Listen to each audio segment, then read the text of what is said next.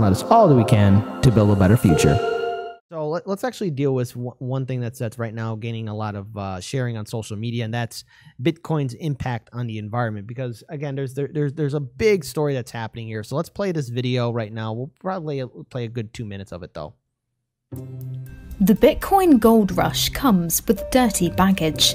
Mining the virtual currency and its transactions are estimated to cause more pollution than a small country every year. A fact that companies and proponents are beginning to wake up to. Elon Musk recently tweeted that Tesla will no longer accept it as payment, and he believes that cryptocurrency, quote, has a promising future, but this cannot come at great cost to the environment. What's the problem, you may ask? Bitcoin's virtual, so it's not like it's made from paper or plastic. Let's take a closer look at Bitcoin's carbon footprint.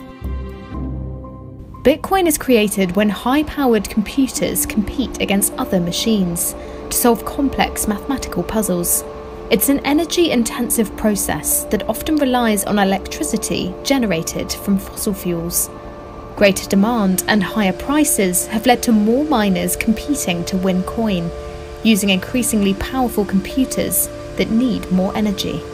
At current rates, such Bitcoin mining devours about the same amount of energy annually as the Netherlands did in 2019, according to the University of Cambridge and the International Energy Agency.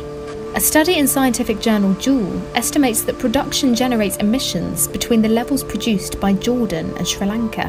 University of Cambridge data shows Chinese miners account for about 70% of production. They do tend to use renewable energy, mostly hydropower, during the rainy summer months, but fossil fuels, primarily coal, for the rest of the year.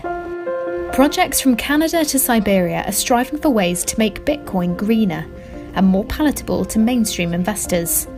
A pair of Siberian entrepreneurs even heated their house with a Bitcoin mining farm. Сейчас вот майнинговые фермы, люди там большие блоки, и они просто греют атмосферу. А мы говорим, нет, экология, не надо греть атмосферу, надо греть, у нас 9 месяцев отопительный сезон, надо греть свои жилища. И не нужно их, условно, там в одном месте всех сгонять, надо, наоборот, распределенно. Частное домашнее хозяйство, сейчас технологии это позволяют. Bitcoin's dirty reputation has even opened a space for rivals, such as Cardano, to try and beat Bitcoin at the eco game. Tamara Hassan is the Chief of Staff of Input Output Hong Kong, the software company behind it. The consumption of energy, for example, of the Bitcoin blockchain, it consumes the same amount of energy as an entire country, whereas the proof of stake algorithm that's inside of the Cardano blockchain, or that enables the Cardano blockchain, is a proof of stake system that actually consumes the same amount of energy as one household. Blockchain analysis firms say, in theory, it is possible to track the source of Bitcoin, raising the possibility that a premium could be charged for green versions. Some proponents also note that the existing financial system uses large amounts of energy too, with its millions of employees and computers in air-conditioned offices. But the dominance of Chinese Bitcoin miners and lack of motivation to move to more expensive renewables could mean there are few quick fixes to the cryptocurrency's emissions problem.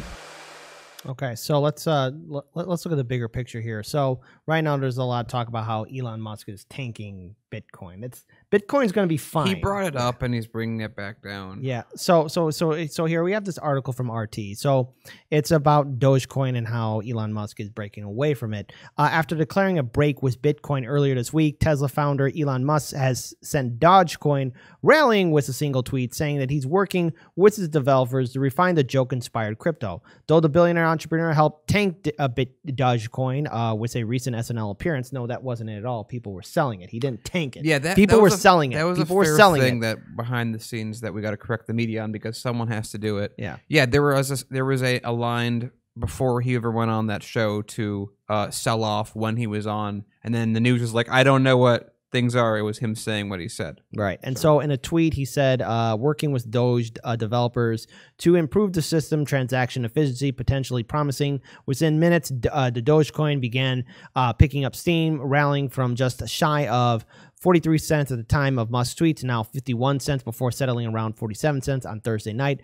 According to Coinbase, a major crypto exchange, earlier in the afternoon, the coin was trading for just 37 cents. So observers online looked in awe amid the price spike, one deeming that Elon Musk is the best market manipulator in the history of the earth, while another declared that Dogecoin is now untouchable.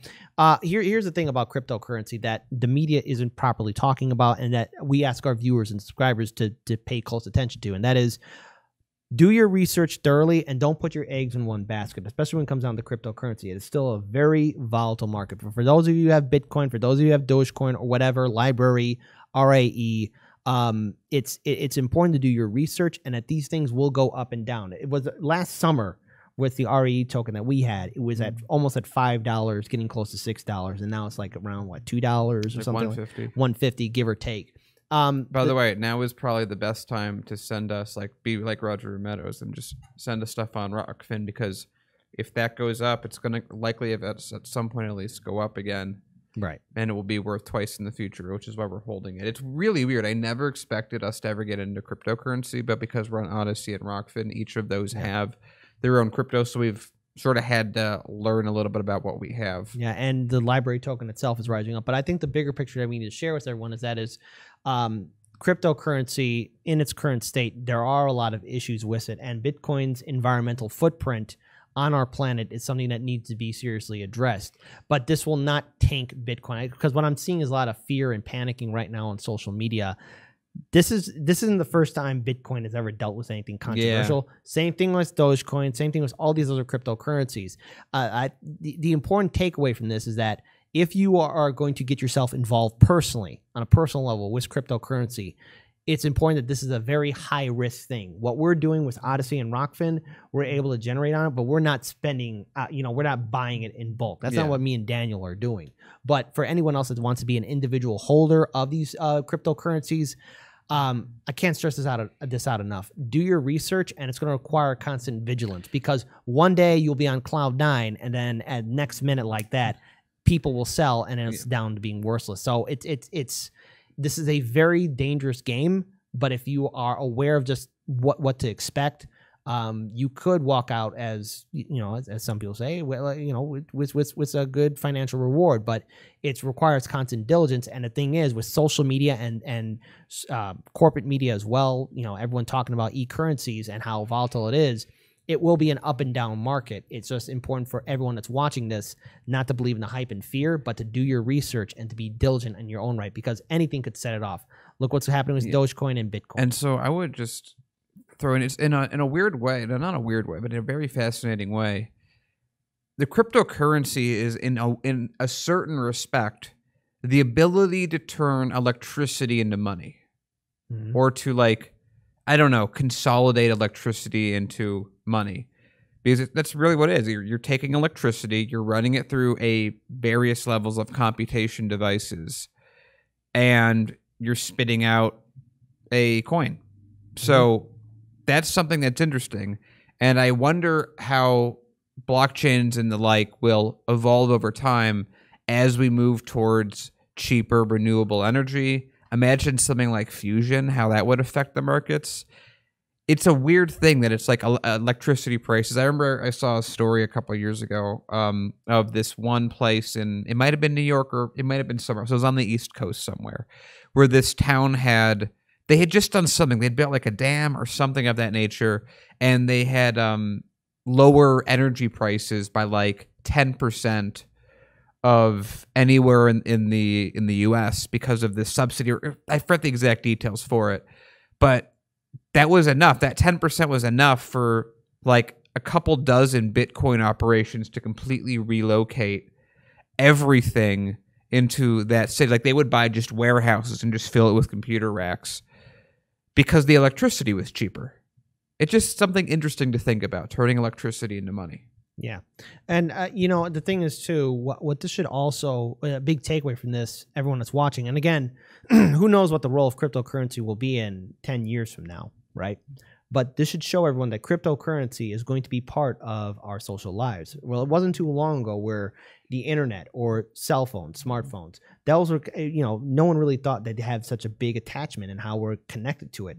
Cryptocurrency has that potential of doing that same thing and evolving to being part of our daily lives as well. But the issue is right now, if you're going to be involved, and I'm going to quote E. Heller on this, don't invest more than yeah. And here's the thing. So here's like a reasonable case scenario that would destroy people's investments in crypto. So we already know that when Elon accepted for Tesla a bit ago, I did a thing where we said, hey, that makes this thing a lot more viable to already major players. The number one thing that's holding crypto back is its inability to be spent regularly, just in general. You can't find places that'll take it. Banks won't deal with it. And then we heard that, what was it, MasterCard or Visa? No, well, it's first it was MasterCard and Visa, but also before that, we did a story how Chase Bank. That was and it. how former president, not former president, but the President point Jamie Dimon is was, that doing something too. The thing you got to worry about is if Chase Bank all of a sudden goes, we could take on Bitcoin and trade with it and make that our big thing, but we like controlling things, so we're making Chase Coin now, and we're not going to be operating with Bitcoin or Dogecoin or any of the others. All of a sudden, if there's a crypto that is easily spendable, its value is going to skyrocket. And if your crypto is outside of that gate, well, good luck. Yeah. And I think I want to give a final note to one of our viewers, Nancy K. Most cryptos will soon crash. A few will survive, but most will die. And I think it's important that everyone takes that into account too, because again, cryptocurrency is a new frontier.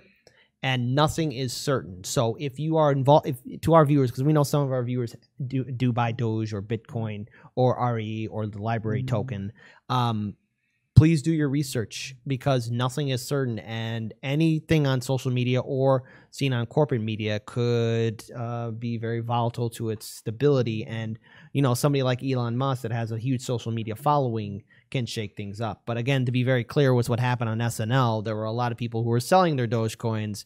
Elon Musk's appearance had nothing to do with it. It was coincidental. That's it. That's the real fact to take away from it. And then number two, look, there is an environmental cost for Bitcoins or an e-currency as a whole. Yeah. So here's hoping that there's probably more greener ways of doing this, but we got to let this all play out. Yeah, it's just be safe. Thing. Yeah, and it's important to note that check out my interview that I did with Max Kaiser. It's available on Odyssey and YouTube, and also Max Kaiser was interviewed by Jimmy Dore. So you guys can get a better idea about Bitcoin and e-currency.